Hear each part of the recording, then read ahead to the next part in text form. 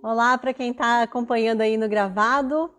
Hoje a gente vai ter uma live com a Nara, que é fonoaudióloga e psicopedagoga, e a gente vai falar um pouquinho sobre o processo de aquisição da leitura,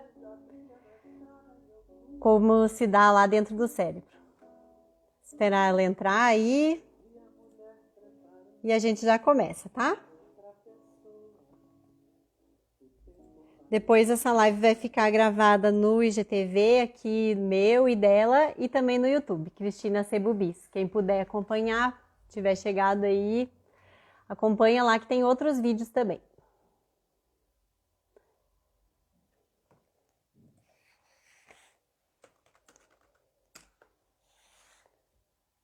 Oi, Fê, obrigada.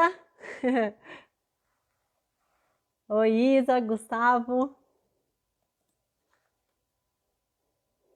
Tirei a música aqui porque às vezes depois eu coloco no YouTube e aí uma vez eu perdi o vídeo porque deu direitos autorais da música. Oi, Cid. Aguardando a Nara aí.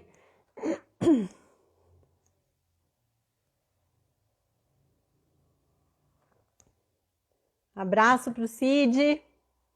Hoje sou eu que chamei a Nara, viu, Cid? Deixa eu ver se ela já tá aqui. Talvez ela tenha entrado e eu não vi. Agora entrou. Vou chamar.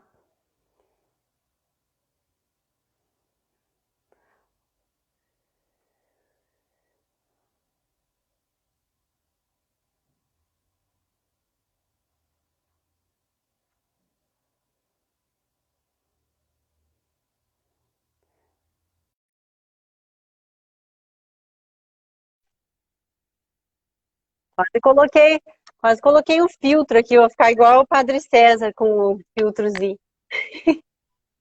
Oi, Bruna. Ah, Oi, tudo bom? Tá me ouvindo aí? oi, tudo bem?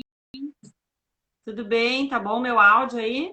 Tá, agora deu uma travadinha, mas Tô tô ouvindo bem. ouvindo bem também. Eu- Sim. A imagem deu uma travada, né? Mas agora isso, tô tá escutando tudo bem. Tudo certo? bem? Boa noite. Boa noite aí para todo Tudo mundo. O certo. Cid já tá mandando um beijo aí, a Fê também. Então, Ai, Cid, tá aí? Oi, Cid. a audiência lá de Que bom. Panambi, de Itajubá.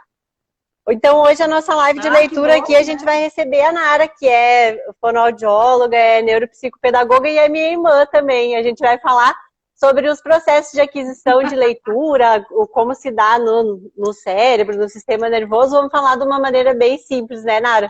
Te apresenta aí para o pessoal, Sim, fala vamos um bater pouquinho um. do teu trabalho, da formação e tudo, como. Já para não ficar te interrompendo, eu quero que tu te apresente e também já fale assim como é o teu dia a dia, porque a gente tem a ideia que fonoaudióloga só trabalha com voz, né, com reabilitação da voz. E a linguagem é muito mais do que a voz, né? Então eu queria que tu explicasse um pouquinho de. Sim, tá legal. Então, boa noite para todo mundo que está assistindo a gente, para as pessoas que vão assistir depois, porque essa live vai ficar gravada, né? Então, meu nome é Nara e eu sou fonoaudióloga aqui no interior do Rio Grande do Sul, numa cidade que chama Panambi, na região noroeste do estado. Eu sou natural de Santa Maria, mas já moro há muitos anos aqui em Panambi e atuo aqui na região como fonoaudióloga, que é a minha formação de graduação, e eu fiz também duas especializações, uma em psicopedagogia e outra em neuropsicopedagogia. Então, como tu disse, as pessoas pensam em fonoaudiologia e pensam em voz, em distúrbios de voz e da fala, mas na verdade a fonoaudiologia, ela trabalha com a linguagem, né? E a linguagem é muito mais só do que produção fonoarticulatória, do que voz, do que comunicação verbal, né? Então a gente tem uma ampla, assim,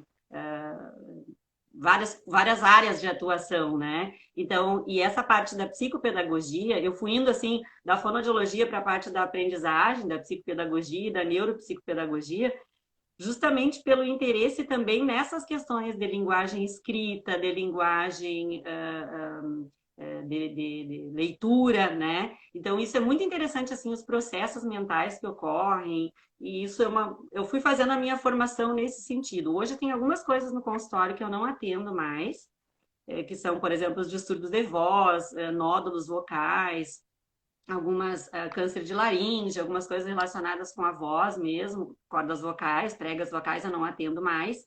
E eu hoje atendo mais, porque fiz uma especialização também em autismo, eu atendo mais distúrbios do desenvolvimento humano e crianças com desenvolvimento atípico, né? Mas também trabalho com pessoas que tiveram AVC ou têm sequelas de acidente vascular cerebral e que perderam a linguagem, ou a linguagem oral, ou a linguagem escrita. Então, eu sou apaixonada, assim, por esse trabalho, e a parte de leitura é muito interessante, é muito rico, e o que acontece no cérebro é muito dinâmico e muito... Parece até um milagre, assim, quando a gente começa a analisar e ver uma criança se transformando num leitor, né, e tendo acesso a tantas informações, é muito bacana.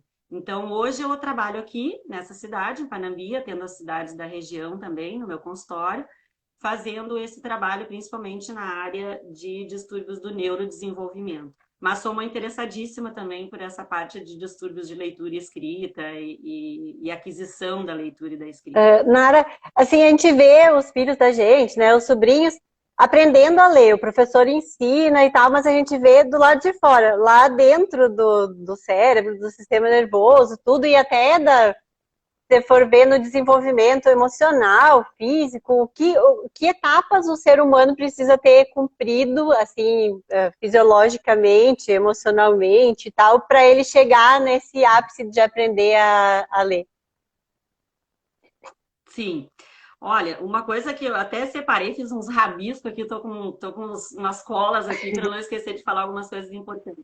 Eu acho legal falar, assim, que a leitura, se a gente pensar que o ser humano moderno, né, o Homo sapiens surgiu entre 200 mil e 100 mil anos atrás, e a gente pensar que a leitura, a escrita, no caso, ela tem apenas 5 mil anos, é incrível, assim, a gente ver da onde surgiu isso. Então, às vezes a gente pensa assim que leitura e escrita é algo inato, né? É algo que vai acontecer naturalmente. E não é algo inato, é algo que o ser humano inventou, é uma convenção, né? Então não é como ouvir, como tocar, que a gente tem terminações nervosas, sensoriais para essas entradas. Então o ser humano ele não aprende a escutar, ele tem toda aquela o aparato fisiológico para ele ouvir, né? Então o som entra pela orelha, vai lá, passa pelo nervo auditivo, o cóclea, enfim, chega lá no centro central da fala e ele vai escutar, da audição, né? Mas na parte de leitura e escrita, a gente não foi programado, a gente não foi inventado para ler, né? A leitura não existia, a fala não existia anteriormente também, né? A fala tem 500 mil anos, imagina 5 mil anos a escrita. Então, são aquisições, assim, extremamente complexas e delicadas. Eu afirmo até que a linguagem é o que nos torna humanos, né? Porque nós somos os únicos seres vivos que temos essa propriedade de nos comunicar com uma linguagem e até com várias línguas, né? Vários códigos diferentes. Nós somos os únicos que fizemos isso no reino humano. Então, é muito rico. Isso foi uma construção, né? Isso veio vindo durante a construção do próprio ser humano. Então, imagina que uma criança... Por isso que eu digo que é praticamente um milagre, né? Tu vê uma criança de 6 anos, 7 anos, juntando ali as letrinhas e, de repente, lendo um textinho para ti, é super emocionante, assim. Eu lembro dos meninos, eu lembro da Amanda, quando começou a ler. E, claro que os primeiros processos que tem que estar certinho, tem que estar tudo apto, são essas entradas, né? Os processos sensoriais. Então, eu preciso escutar bem, eu preciso enxergar bem. Então, por isso é tão importante na entrada, no início, né, na primeira infância, quando a criança vai começar a ter esse tipo de atividade, a gente tem certeza de que a audição dela tá legal, de que a visão dela tá legal, porque é por ali que vão chegar as informações no cérebro, né? Então, a primeira coisa que tem que estar bacana é essa base sensorial, essa entrada de informações. Junto com isso, acontecem vários processos que são também individuais. Porque quando a gente faz uma leitura, e eu sei que aí o pessoal né, da tua área aí são leitores, né, bem Uhum. vorazes e tal. Por que você pensa assim, ah, uma pessoa leu um livro e gostou, e outra pessoa leu o livro e não gostou, não achou legal? Por que que tem tantas opiniões diferentes? Poxa, a escrita é a mesma, as pessoas leram a mesma coisa, né? Justamente porque a leitura tem esses fatores emocionais também. E que tu traz, quando tu lê, tu traz também todo aquele repertório de vida teu, as tuas experiências. Então, por exemplo, tu vai ler um livro aquele livro, tu tá lendo determinada passagem do livro e aquele livro te lembra uma comida que o teu pai fez para ti quando tu era criança, viagem que tu fez com a tua família, ou uma experiência traumática que tu teve no ensino médio. Então, isso vai ser individual, vai ser para cada um. E isso que eu acho que é o interessante da leitura. Ler é basicamente decodificar os símbolos ali, as letras, né, os grafemas. Mas é muito diferente ser alfabetizado e, e se apropriar realmente dessa questão da leitura e da escrita, né? Que é o letramento que a gente fala, que é o uso social dessa leitura e dessa escrita. Eu posso saber, por exemplo, eu fico pensando mil coisas e vou falando, Mas pode falar, vou variando aqui, se quiser Uhum. me interrompe. Mas por exemplo, se eu pegar um texto em alemão, aqui eu moro numa região onde o pessoal fala bastante o alemão, é basicamente colonização alemã, eu sei a pronúncia das palavras, né? Eu posso ler esse texto. Eu leio todo o texto, mas eu não entendo absolutamente nada porque eu não falo alemão e não sei, não entendo o alemão, né? Então, só para a gente separar assim um pouquinho esses conceitos. Então, leitura. Por isso que aqui no Brasil a gente bate tanto na tecla assim da leitura e da funcionalidade mesmo, porque a leitura só vai servir para ti se tu souber ler um bilhete, se tu souber escrever um bilhete para alguém, É. se tu souber o E uso assim, se tu social da souber, por leitura. exemplo, ler uma receita, interpretar aquilo ali e fazer o que está escrito, né? Também é sinal de que tu Sim, conseguiu decodificar, conseguiu entender e ainda vai aplicar, né? Entendeu bem a ponto sim. de aplicar. É o uso básico da leitura, né? A gente usa o mesmo objetivo da linguagem verbal, que foi lá nos primórdios, né, da humanidade, quando a gente, como que o homem sentiu necessidade de se comunicar, porque ele, por exemplo, ia para alguns lugares e de repente tinha uma caça, tinha animais naquela região e ele voltava e ele precisava comunicar para as pessoas algo que ele tinha visto, mas que não estava presente. Né? Então surgiu a necessidade da comunicação, que foi uma coisa inventada também. Porque se a gente pensa que na fala a gente se apropria de parte do sistema respiratório, porque o pulmão que a gente usa o tempo todo durante a fala, né? Porque a gente fala sobre em cima do sopro respiratório, ele não foi feito para falar, ele foi feito para respirar. E toda essa parte que a gente usa de boca, língua, dente, enfim, são partes do corpo que foram feitas para mastigar, para engolir, não para falar.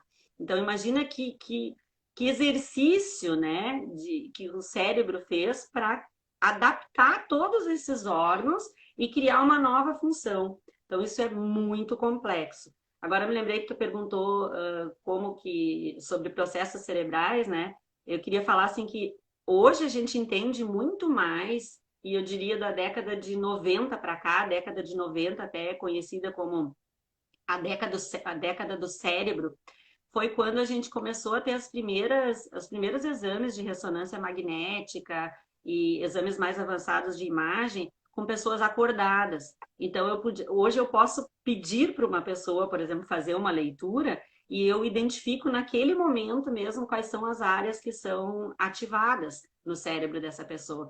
Então, muita coisa são descobertas recentes que a gente tem. Né? O restante era assim por experiências, mas a gente não sabia essa relação. O que estava acontecendo mesmo naquela hora no Sim. cérebro? Quais áreas E estavam agora sendo dá ativadas, para né? saber nada. E assim, o processo de aquisição assim da alfabetização, ela precisa ser mediada mesmo, né, por uma outra pessoa. Não tem como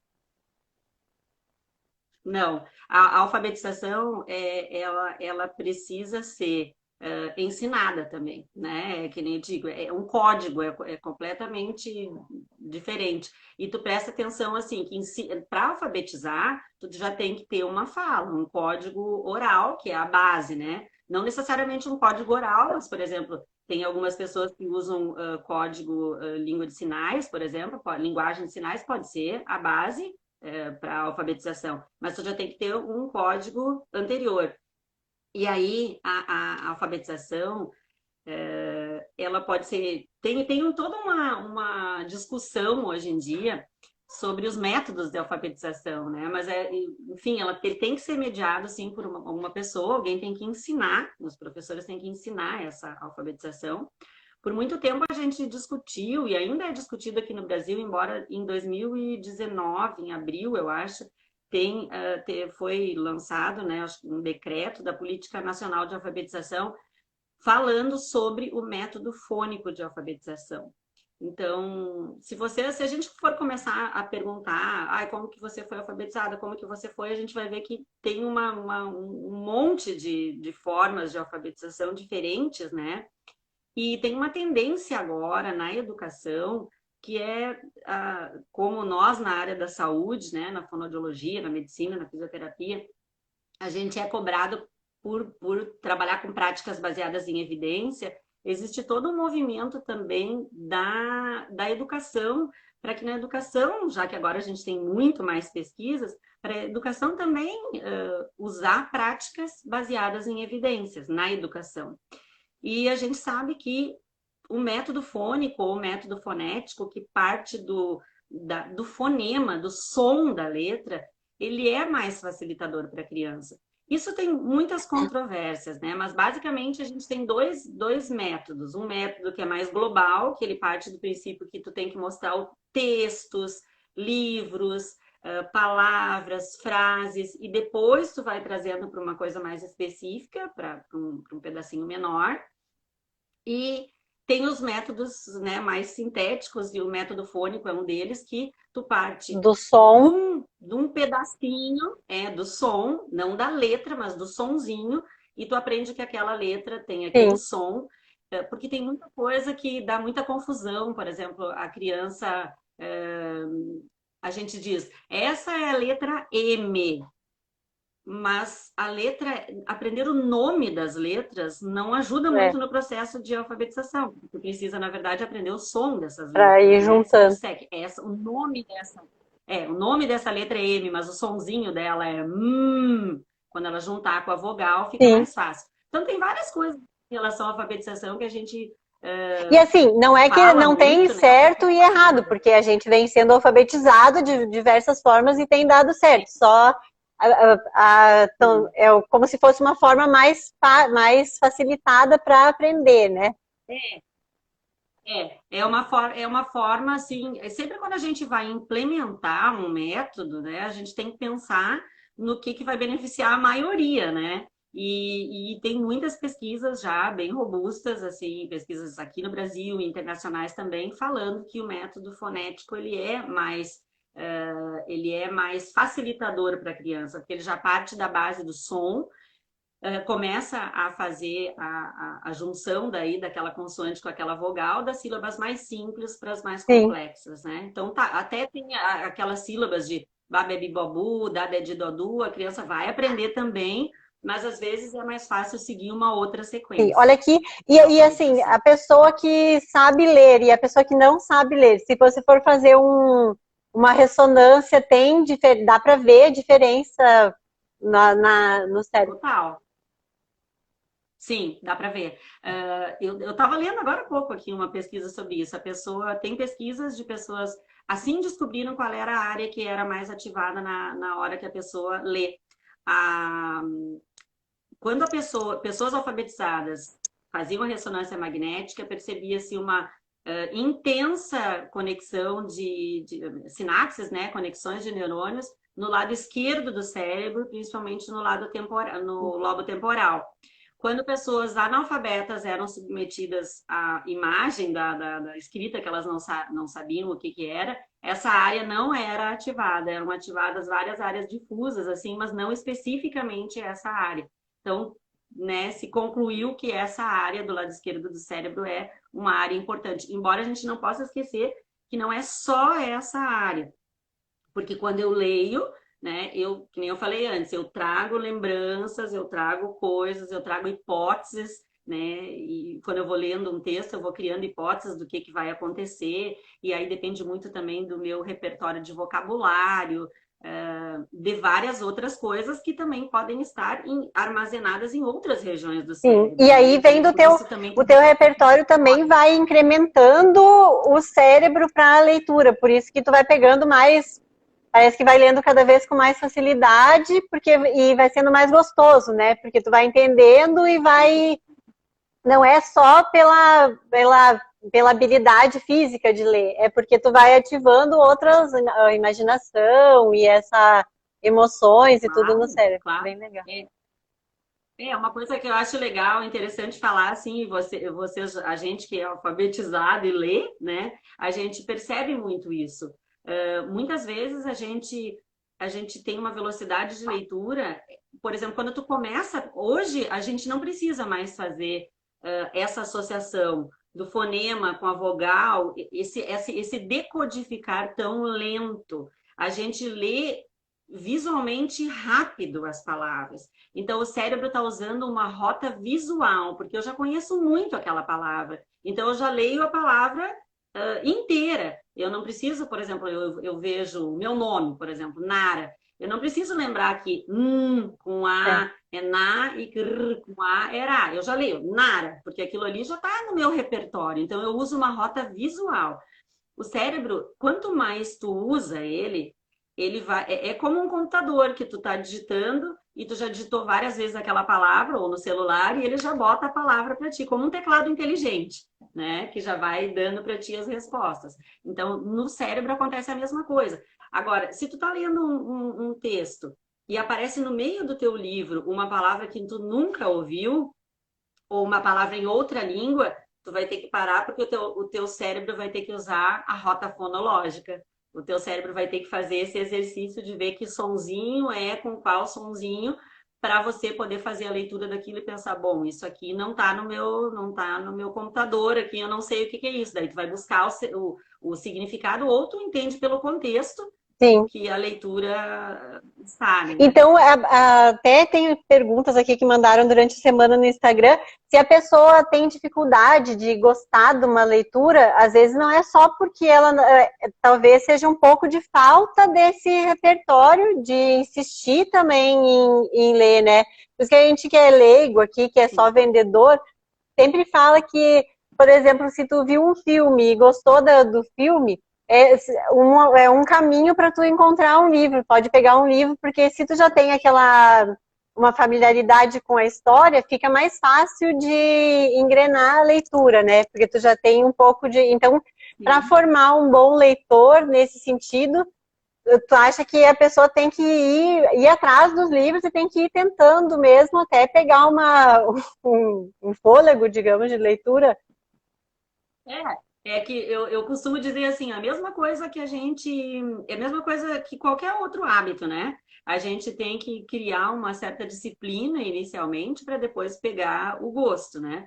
Então, assim, a gente sabe dos benefícios todos, depois a gente pode falar, até anotei algumas coisas aqui, dos benefícios, né, de ler, mas a gente sabe que é bom, então, mas não é uma coisa que a gente decide assim, bom, a partir de amanhã vou ler 3 livros por A mês. gente até que Não as é pessoas assim, é uma querem, coisa né? No que início do ano todo mundo, agora eu vou ler um livro por mês, mas não consegue. Daí a pessoa acha, não é para mim, mas é que quanto menos tu faz, menos consegue, né, também.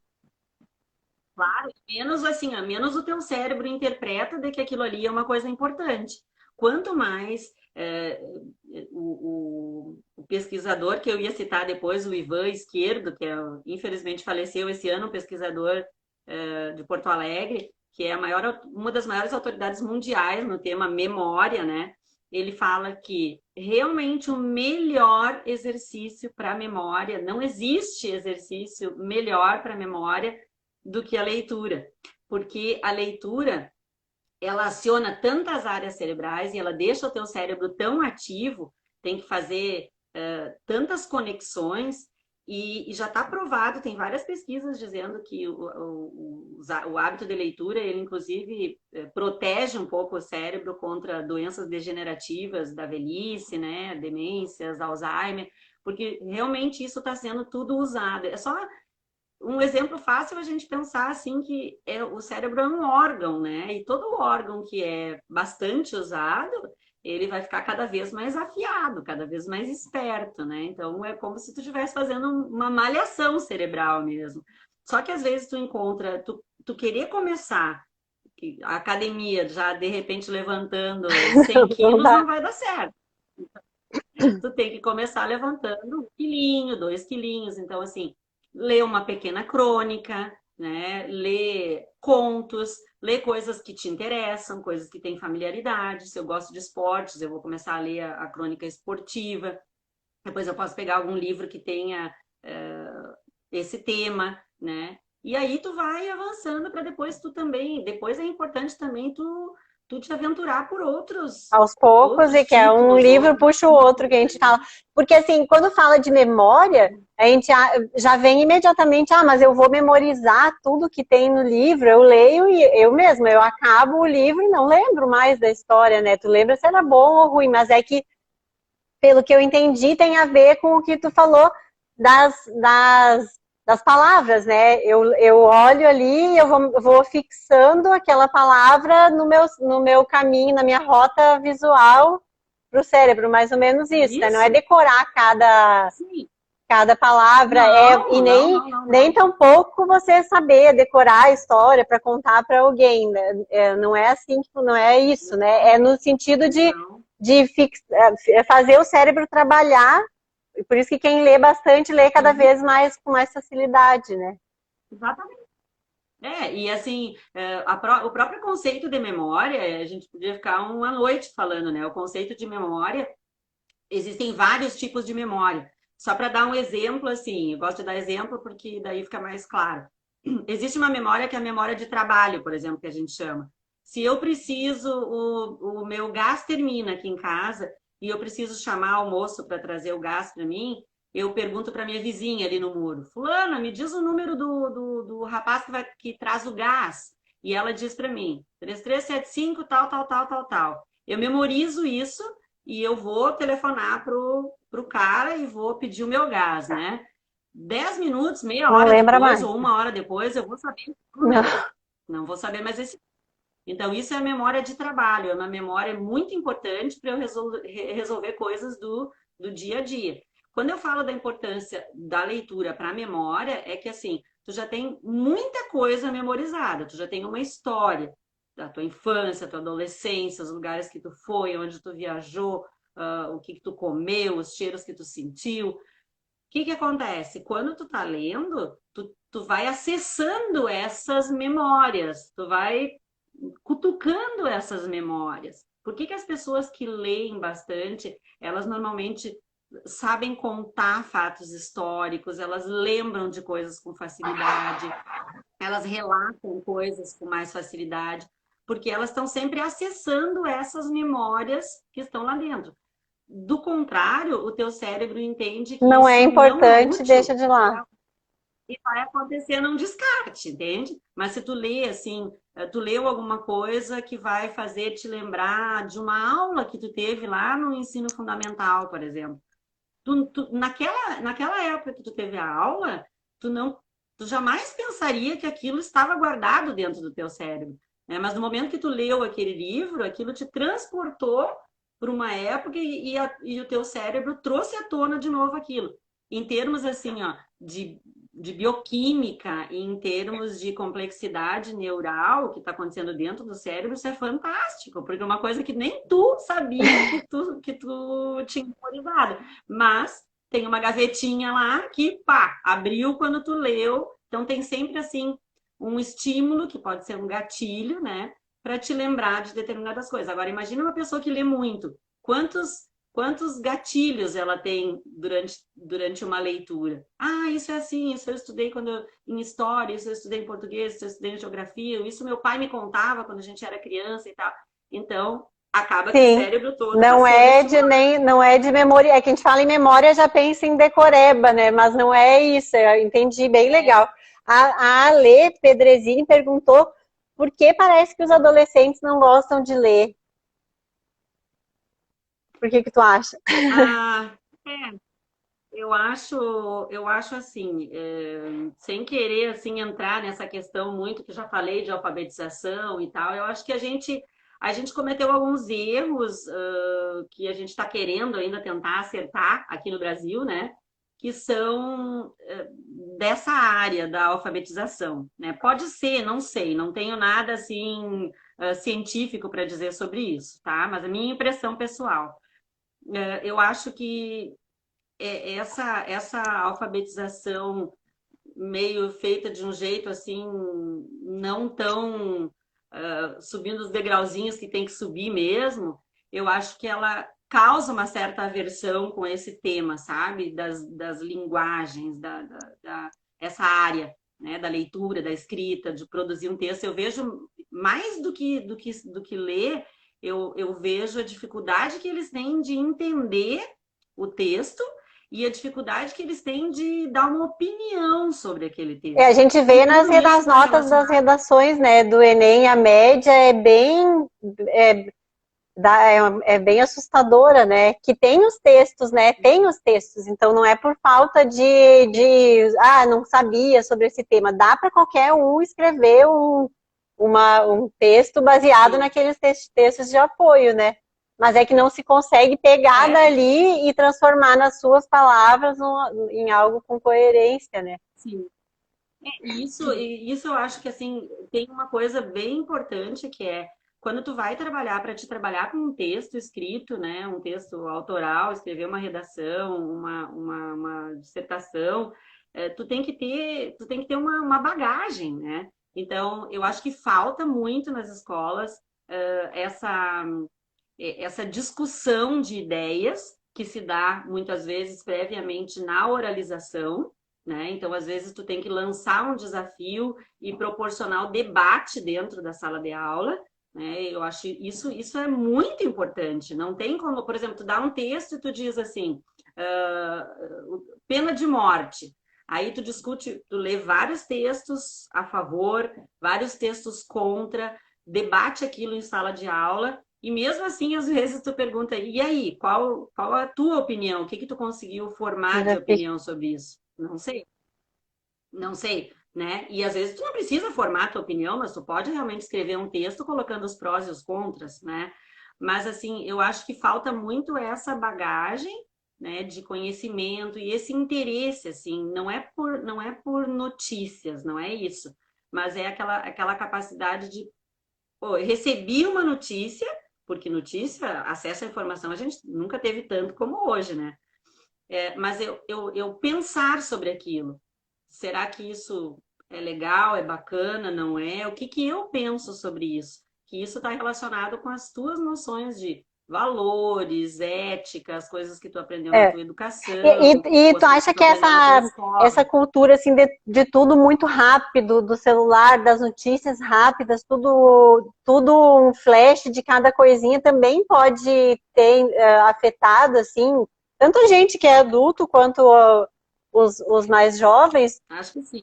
porque essa Eu acho que profundidade, sim. né, a gente parece que não tem paciência mais para se aprofundar em alguns temas. E a leitura não permite, né, isso, não permite se tu pular para a página lá da frente, vai perder um pedaço. A gente brinca que a gente que é corredor, não tem como, a corrida também é um esporte que não tem como tu correr o quilômetro 3 sem ter corrido um, né? A leitura também, tu tem que começar um livro, tu tem que ler o início, o meio, o fim, não, e assim, isso precisa de muita concentração e vontade, né? Sim, eu acho que assim são muitas coisas, né, que afetam isso. Às vezes a gente tem sorte de ter uma professora que sabe ofertar ou indicar os livros que são próprios para aquela faixa etária, né? E o incentivo da família. Tem várias coisas. Claro que existem as pessoas que são autodidatas, que nasceram em condições não legais para essas situações de cultura, enfim, mas não é a regra. Infelizmente, não é a regra. Para as pessoas de condições socioeconômicas boas e onde tem a capacidade de adquirir livros ou que tenham pais que tenham acesso à informação, a livro, jornal, em que isso faz parte do meio na família, com certeza isso é mais fácil, porque já faz parte da vivência desse E até sujeito, mesmo né? a discussão verbal, como tu falou, né? Às vezes um ambiente que é mais rico, é mais natural conversar coisas mais aprofundadas, e isso tudo vai criando uma cascata positiva, né? E o contrário também vai criando uma espiral negativa. E aí, tu acha que assim a família, a escola, tudo para essa mediação, para a pessoa não só gostar de ler, mas ler de uma forma mais eficiente, assim, interpretar, escrever melhor, é mesmo, não determinante, mas é muito importante, né? Eu diria que é, sim, é fundamental. Por isso que eu acredito que quando a gente fala quando tu já chega na escola, né, vamos usar o nosso exemplo mesmo, a gente é filha de professores, a gente se criou no meio de livros, no meio de jornais, de revistas, embora na adolescência a gente pode até passar por um período de que está mais interessado em outras coisas, e não nos livros exatamente, eu tenho preguiça para ler alguns livros que são sugeridos, a gente vê que a gente retoma com relativa facilidade o hábito no momento que a gente quer, porque a gente já trouxe isso de uma vivência que era natural, né, no nosso meio. Agora, tu imagina num meio onde a gente... Até eu tinha anotado aqui um número ainda de analfabetos que tem no Brasil, não estou mais com a folhinha aqui, mas ainda é, acho que 7% da população do país ainda é analfabeta, e muitas das pessoas que são consideradas alfabetizadas aqui no Brasil não usam com funcionalidade, só sabem escrever o nome, né, ou juntar uma letrinha com a outra. São incapazes de ler, interpretar um texto, um contrato, alguma coisa assim. Então, essa vivência, assim, ela é bem importante. Não diria que ela é determinante, Tem porque pessoas que o ser humano é incrível, a gente pode superar, sim, mas aí a importância que tem a escola, né? Aí eu fico muito indignada quando dizem hoje assim, as crianças vão para a escola para aprender a ler, escrever e fazer conta.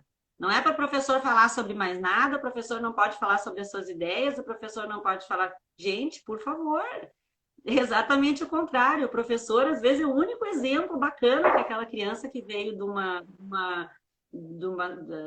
favela, por exemplo, de uma comunidade pobre, né? E não é impor ideias, é levantar coisas para Não. criar esse ambiente de discussão, né? Que é tão importante, né?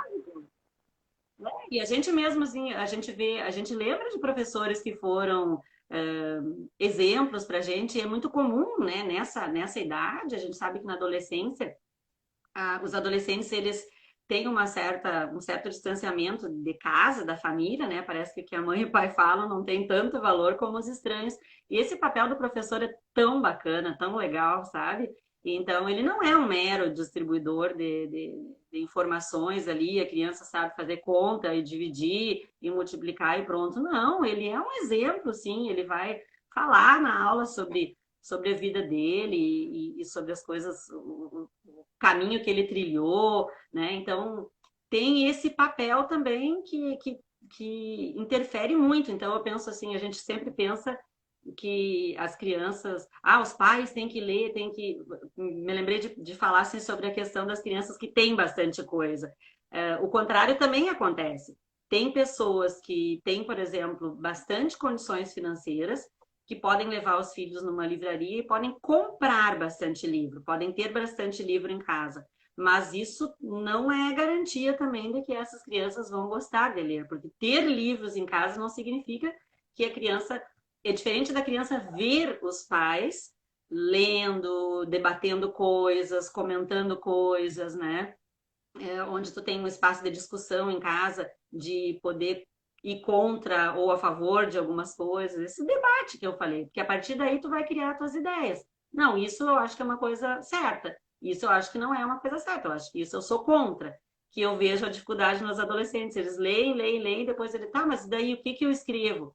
Poxa, o que que você achou E é o disso? que eu falo também para quem vai fazer vestibular, assim, não precisa estar exatamente, eles têm preocupação que aquilo seja correto, né, que eles vão estar escrevendo, mas o que vai ser analisado é se você sabe colocar uma ideia num texto, né, uma ideia plausível, não se você está colocando o que é correto, assim, o que a pessoa Não, que vai analisar acha correto. É para ver se você sabe se expressar por escrito, não precisa ter essa sim. preocupação, né? E isso é uma coisa que eu acho que hoje está muito relacionado com essa questão de redes sociais e tudo. As pessoas querem tanto ser aprovadas que elas querem saber o que que elas têm que escrever que não vai incomodar É, ninguém, ou o que que elas têm que dizer para elas serem agradáveis para A, B, C. E não existe isso, porque quando tu te expõe em alguma coisa, normalmente, né, é normal, vai ter pessoas que vão gostar daquilo que tu falou, vão ter pessoas que vão achar horrível aquilo que tu falou, vão concordar, vão discordar. Claro que tem as coisas que são sim, mas mesmo, mesmo né? assim, Mas na as internet tu opiniões. pode achar uma pesquisa do nada e confrontar. Aquilo nem precisa ter, fica a palavra de um contra o outro, né? E aí isso gera uma insegurança tanto no ambiente familiar, Muito. quanto no ambiente escolar, quanto na própria pessoa na hora Uhum. de se expressar. E isso é bem negativo também, né? E eu vejo que quando eu era É. adolescente, tu acho que a liberdade nesse sentido era maior, né? Porque a gente não tinha esse patrulhamento, né? De... Não. E não tinha assim. Hoje, por exemplo, tudo que tu fala pode estar sendo gravado, pode estar sendo filmado, e até mesmo sem tu saber que está sendo Sim. filmado, né? Então, assim, ó, imagina se a gente fosse ter que responder, por exemplo, sobre coisas bobas que de repente tenha falado ou tenha escrito quando era adolescente na vida É, adulta. Então tem que ter toda essa. tem que Claro, a ter o gente sabe cuidado, o que é é. certo e o que é errado, né? Tudo tem um limite. Mas até esse aprendizado de viver socialmente, que a gente falou que tem a ver com o aprendizado da leitura, da escrita, tudo, esse aprendizado é o aprendizado da vida, é um aprendizado de erros e acertos. Mas hoje alguém erra alguma coisa, ou alguém fala, a pessoa é cancelada, né? Ela é submetida a uma crucificação, Acaba né? que assim, Então é muito acaba que difícil. corta um pouco a criatividade em geral, né? Tanto falada quanto escrita, quanto fica tudo meio uma terraplanagem. Eu me lembro que o pai falava quando a gente era pequeno que a TV veio para fazer uma terraplanagem cultural. E agora é mais ainda, né? Porque tudo ficou meio parecido, né? A gente, por um lado é bom que a gente tem acesso a tudo, mas por outro também cria-se assim uns padrões que as pessoas têm um pouco de dificuldade de sair. E aí, voltando para a leitura, né, isso empobrece, né, empobrece a experiência toda da pessoa. Até esses dias eu estava lendo alguma coisa assim, no sentido de que existem até pesquisas mostrando como é que, por exemplo, pega um romance de sucesso, né? E faz assim uma análise daquele romance, até que página, até que momento tem que ser de tal forma, depois o ápice, depois isso, e usa esse modelo em vários outros, entende? Daí a gente tem vários. A jornada do Tem herói, uma né? Que tem a receita, jornada né? do herói. Sempre o cara começa lá de baixo, daí cria uma queda enorme para depois o clímax ser enorme. Agora, até antes de eu começar aqui contigo, a gente estava no Meet do clube de leitura que tem aqui do Sebo. E a gente estava falando sobre isso, como algumas produções, eles pegaram, por exemplo, os livros da Anne de Green Gables. você vê a série toda baseada no primeiro livro, toda a série. Aí você lê os livros todos, não tem nada, não tem aquela pegada de empoderamento, não tem o menino que é gay, não sei o que. A gente sabe que, claro, faz uma romanceada para colocar na TV. Mas tem uma. Pegam também para vender em cima dessa parte mais emocional do que está na moda, né, agora. Tá na moda hoje, por isso que eu digo, tudo, se a gente, a pessoa que lê, né, pode fazer tem a Né? capacidade de fazer essa autocrítica. Então, não é que o formato televisivo seja errado, Não. eles também têm um Tu objetivo consegue dele, né? comparar as duas linguagens, né, mesmo? Por que que agora, é muito interessante isso, por que que os livros eram daquele jeito e agora teve essa necessidade de se colocar dessa forma, né? O contexto todo É mundial. que a leitura, a escrita, a linguagem, o comportamento humano, ele sempre tem que estar visualizado dentro de um contexto histórico, né? Então, hoje a gente está vivendo uma outra forma, outras coisas, tem outras coisas que, por exemplo, no passado eram normais, né? Eram consideradas normais, que hoje já a gente não aceita mais. Mas não quer dizer que aquele livro que foi escrito lá no passado não vale mais, porque aquele livro serve para a gente entender como é que era o momento naquela E época, até né? mesmo a Mas cabeça não de alguém precisa. que escreveu, que não era uma cabeça normal, né? Mas que era a dele Sim. mesmo, né? Até eu Por isso que participei de uma palestra essa semana que a Ana Maria Machado estava falando justamente isso sobre as obras do Monteiro Lobato, né? Que tem muita coisa racista nas é, obras do Monteiro Lobato, mas assim, que é necessário manter o autor como um autor importante, até para trazer esses claro, temas agora, não colocá-lo de lado, né? Para tem não, que trazer, mas trazer contextualizando e até levantando esses temas que são mais atuais, né? Que na época não era. claro. Serve até para trabalhar com as crianças. Vocês viram como é que era naquela época? Era assim, hoje a gente já faz Agora é diferente, né? Não inaceitável, tem determinados termos, linguajar e tal. Isso tudo vai mudando conforme os tempos, né? O tempo que a gente está vivendo. Isso é sim. normal. A língua também é uma coisa muito, ela é mutante. Palavras novas vão surgindo, outras vão caindo em desuso, e a gente nem por isso para de falar, a gente continua Continua falando. falando, né? Nara, E vai uma coisa que eu mudando. queria perguntar antes de acabar o nosso tempo é assim, se eu tenho uma criança em Tá. casa, um netinho, um filho, e ele está nessa fase agora ainda que está todo mundo, quase todo mundo sem aula presencial, né? E eu quero criar um ambiente propício, quero ajudar na alfabetização, o que que eu posso fazer? Na É, alfabetização, tu uhum. diz, Porque ou no hábito não, de na leitura, bom, alfabetização, eu vamos acho, pensar porque assim, assim, as crianças estão. alfabetização. É uma época que os pais, uma fase que os pais esperam tanto, né? E aí eu vejo o Pedro, meu sobrinho, que está com 6 agora aí. O ano passado já ficou sem aula, esse ano de novo, né? Quase metade do ano de novo. E Complicado. aí, o que os pais podem fazer, além de ter livros e coisas? Olha, então eu vou pensar em umas dicas bem práticas, assim, pensando no que eu falei antes, que é o método fônico, né? Ou fonético. O principal que uma criança pequena tem que entender é que a escrita é a representação de sons.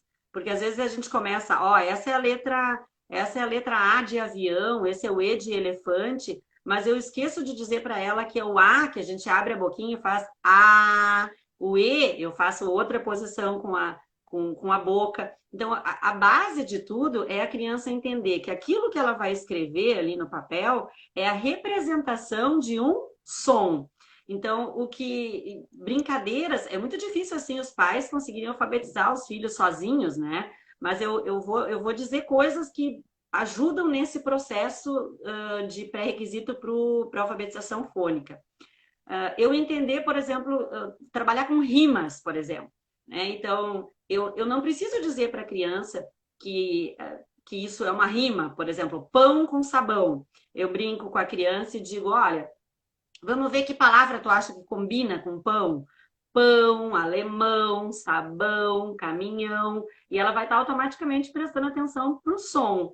E depois a gente pode brincar escrevendo. Mas a maioria dos estímulos para antecipar a questão da alfabetização, eles não são escritos. Eles são fazer a criança pensar que a escrita é uma representação da fala e fazer essa criança brincar com os sons da fala. Então eu posso dizer para ela: olha só, esse barulhinho que eu vou fazer, ó. Parece o barulho de quê? Ah, parece um balão saindo do ar. Sabia que esse barulhinho ele pode ser representado por um desenho? E aí você vai desenhar a letra F. E essa letra tem um nome. O nome dela é F. E o som dela, como é que é? Aí você vai associar. Então, associar, uma dica legal para os pais é associar o sonzinho com coisas concretas. Por exemplo, o é o barulhinho do pneu saindo o ar do balão, o é o barulhinho do avião. Não se preocupar com o B de bola, o C de casa, que depois vai ser o mesmo C de cebola e dá uma meleca na cabeça. Então, fazer sonzinhos que vão identificar qual é o fonema, já é meio caminho andado. E outra coisa bem legal para começar na escrita é partir do nome da criança e dos familiares. O nome da gente é uma coisa que a gente tem muita vontade de aprender e de saber. Então, ver quantas letrinhas tem o nome de quem que é mais comprido, quem tem o nome maior em casa, quem ganhou de quantas letras tem o nome, quem tem mais letras em casa, o tal nome tem tantas vogais e tantas consoantes, tem sonzinho assim, sonzinho assado, e brincando com a linguagem oral, porque depois se ele entende isso, que é essa representação, fixar o sonzinho das letras e começar a escrever vai ser Fica bem mais mais fácil, fácil. se ele sabe. Então, brincadeiras de cantiga, onde tem rimas, onde tem sílabas que se repetem, isso tudo é divertido e ajuda pra caramba depois no processo de alfabetização. E depois fica mais fácil ser um adulto que gosta de ler, né? Se não perder nunca essa, essa habilidade, não deixar de lado por períodos Fica. muito grandes. Ah, É, Nara, eu queria agradecer. mesmo que a gente encosta um pouquinho, vai, depois pega no É, tranco e vai. Se aprendeu de criança, vai. eu acho, eu tô falando agora, eu me lembrei que os meus, quando aprenderam a escrever o nome deles, eles sabiam, mas aí o nome é menor, João, por exemplo, Tiago. Aí eles entendiam que o meu nome, Cristina, era maior. Daí eles escreviam só com a letra do nome deles, mas mais vezes, né, para ficar maior. Isso. Ão, ão, Tem ão, uma ão. parte que eles acham estranho também, que nem lá no consultório, meu nome é pequenininho, tem 4 letras. Então, eles acham assim, como que eu que sei tanta coisa tenho um nome tão pequenininho? Daí alguém tem o nome Cristiano, por exemplo. Não, tia, mas, Sanara, como que pode? Seu nome é menor que o meu, tem menos letras. Ou então, eles ficam super felizes. Ah, ganhei de Tem você mais porque o letras. seu nome é pequenininho e o meu nome é grandão. É porque justamente por isso, porque eles não têm essa noção dos sons, eles têm uma ideia, né, de que como é os testezinhos do Piaget, aquele que tu coloca as bolinhas todas juntas e depois são 5 bolinhas, por exemplo, todas juntas e depois tu separa essas bolinhas, eles dizem que tem mais bolinhas quando Ah, você criou um distanciamento, porque eles não fazem ainda aquela conferência, não, continua sendo 5, você só distanciou elas porque eles estão apegados num pensamento concreto. Isso é legal também, que vai cada fase do desenvolvimento da criança tem um tipo de raciocínio específico, né? Isso na hora da leitura também tem que ser levado em consideração. ai, muito legal, adorei a conversa. Pena que o nosso tempo está acabando aqui. Eu queria que tu te despedisse aí e chamasse o pessoal para acompanhar teu trabalho, deixa uma mensagem final aí pra gente. Tá legal. Então, eu quero agradecer, né, pelo convite e pedir desculpa se eu falo muito e falo rápido, mas acho que deu para a gente bater um papo bem legal assim sobre essa situação, né, de leitura. Agradecer o teu convite e quem quiser me acompanhar nas redes sociais, meu Instagram é @fonopizarronara. Lá eu estou sempre postando coisas do meu dia a dia como fonoaudióloga e como psicopedagoga, os materiais que eu uso, as atividades que eu faço, algumas estratégias e coloco coisas variadas também que passam pela minha cabeça e pelo meu cotidiano de fonoaudióloga e neuropsicopedagoga. Aqui no interior do Rio Grande do Mas Sul. Aqui a gente faz no acontecer interior a também. gente também faz acontecer, né? Tendo internet, tendo tendo as coisas aqui também. Não é só o povo da capital, não. A galera do interior tá on. A gente tá on mesmo. Obrigada, Nara. Obrigada a todo mundo aí que acompanhou. Se chegou no meio aí, vai ficar gravado aqui no IGTV e depois vai ficar lá no YouTube Cristina Sebubi. Beijo, obrigada. Boa noite. Beijo.